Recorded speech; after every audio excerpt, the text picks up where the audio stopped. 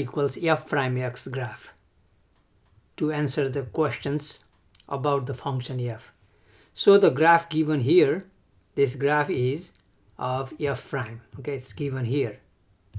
The graph is not of the function, it's the derivative function, and we are asked these questions about the function. Okay, so we cannot just say this is increasing here, this is increasing, decreasing. No, because this is not the graph of function. This is the graph of derivative function. So we need to use the fact about derivatives to conclude about the function. We know that if the derivative is positive, the function is increasing in that interval, etc. So to answer the first part, so here we got find the intervals where the function is increasing or decreasing, and same thing, local max min. We need to do a sign chart. So for A, let me do a sign chart and we can answer A and B. So the domain here, if we look at this graph, it looks like it stops at 0. So we can start 0, and there is an arrow here, means it's all the way to infinity.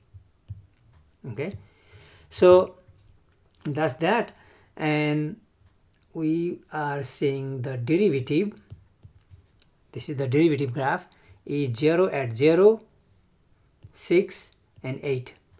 So 0, 6 and 8. Okay, so these are critical numbers, but the left point we just disregard this one anyways. So these are two critical numbers because the derivative is 0.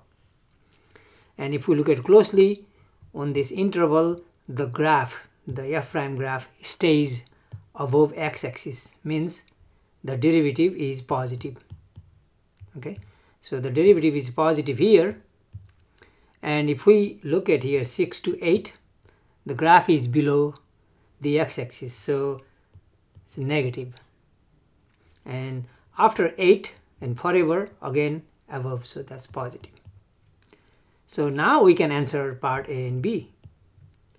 Okay, from this sign chart, okay, we can see that the derivative is positive here and here, and after 8, so the function f is increasing on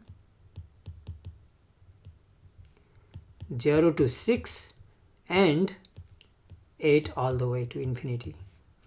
In part B, not part B, decreasing, we can answer the decreasing part as well, 6 to 8, and decreasing on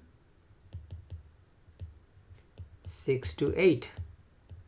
Okay, increasing means positive means increasing here, decreasing and increasing. So this one is like increasing, decreasing, so we'll have a local maximum at 6 and local minimum at 8. So we can answer that part in part B. So local max at x equals 6 and local minimum at 8. Okay, in part C and D, we need to answer about the concavity. That's about the second derivative. So we need to make another sign chart, again starting 0 and all the way. So this will be for second derivative. So second derivative is the derivative of first derivative. That means if the first derivative graph is increasing, second derivative will be positive. So this is the graph of first derivative. So 0 to 1 is increasing. Okay, 0 to 1 increasing. 1 to 3 is going down. It's decreasing. Again 3 to 4 increasing. So when the derivative is increasing means second derivative will be positive, decreasing means negative, positive, and 4 to 7 is going downward. 4 to 7, the derivative graph is decreasing. That means second derivative is negative. And then from 7 to all the way it's going up, so positive. So that's the second derivative. Positive, negative, positive, negative, positive, negative. And we know that when the second derivative is positive, the function is concave up, and negative means concave down. So part C, the function is concave up on where the second derivative is positive. That means starting 0. Okay, we need to include that, but we can always answer open intervals. So 0 to 1, 3, 4, and 7 to all the way infinity.